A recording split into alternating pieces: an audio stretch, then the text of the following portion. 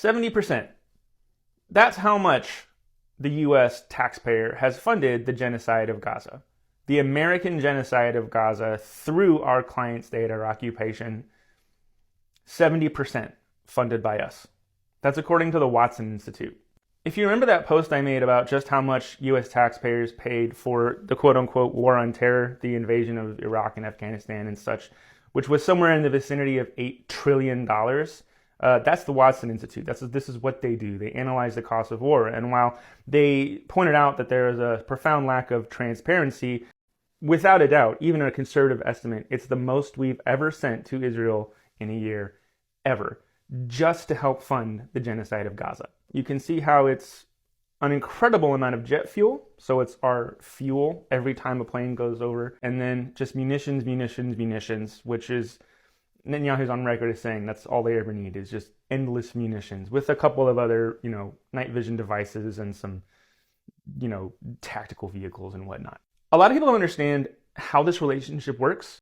They think that we send money to the Zionist occupation and they spend it on stuff. What actually happens generally is that we allocate the money to Israel and then we just immediately it goes into the pockets of American corporate military industrialists. I'm going to read directly from the end of the article. According to an analysis by the Washington Post, nearly 60% of the supplemental aid packages signed in April 2024 went directly to U.S. weapons manufacturers to replenish stocks and expand production capacity. Citation 85. It's difficult to estimate exactly how much of the $14 billion designated for Israel is going directly to U.S. firms, but $1.6 billion was provided to build additional missile defense systems for Israel, which is like Iron Dome and David Sling and all that barely functional nonsense. Another $1.6 billion to replenish U.S. military stocks, such as artillery shells and missiles located in Israel, and $3.5 billion for Israel's portion of foreign military financing programs through which Israel buys U.S.-made weapons. Tablet magazine super ultra-nationalist Zionist conservative UGG refers to U.S. aid to Israel as a lucrative backdoor subsidy to U.S. arms makers.